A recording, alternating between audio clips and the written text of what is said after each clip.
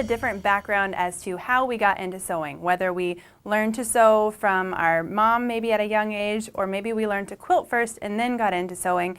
But sort of how we started out maybe defines what tools we like to use. But I want to point out that there are many different tools, many different cutting tools that you may not think are necessarily for sewing, but that are very helpful when it comes to sewing.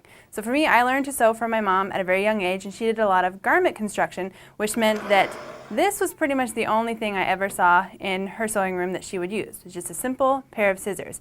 This would be used to cut out all of the fabric, interfacing anything she needed to do garment construction.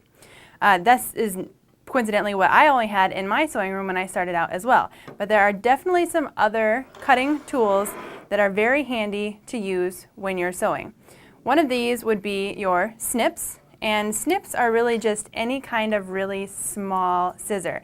These ones happen to be spring-loaded, which makes them very easy to use.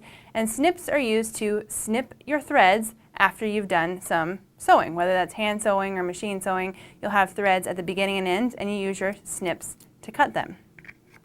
Another scissor that's fairly handy to have is one that has just a little bit of curve to it. This can be used to cut fabric if you have to around a curved edge, or even when you are snipping some threads, it can be really easy to just lay this on the top of your fabric, make a little snip, and you know that this pointed edge isn't going to accidentally cut your fabric because it sort of curves away. So these are very commonly used in sewing, whereas rotary cutters are very commonly used in quilting. But I'm going to tell you that there are definitely some uses for rotary cutters in sewing projects as well. And this comes when you're cutting out pattern pieces.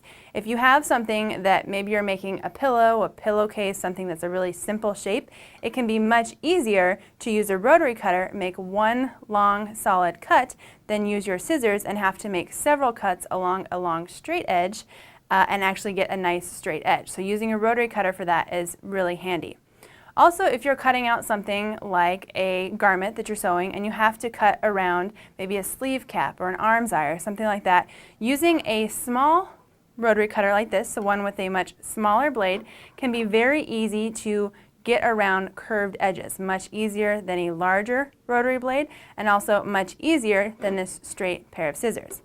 Now, if you are new to using rotary cutters because you've only done maybe some garment sewing and only used scissors, buying a rotary cutter means you also have to invest in some sort of rotary cutting mat and also a ruler as well. This is called a rotary cutting system, and you sort of need all three to be able to use them.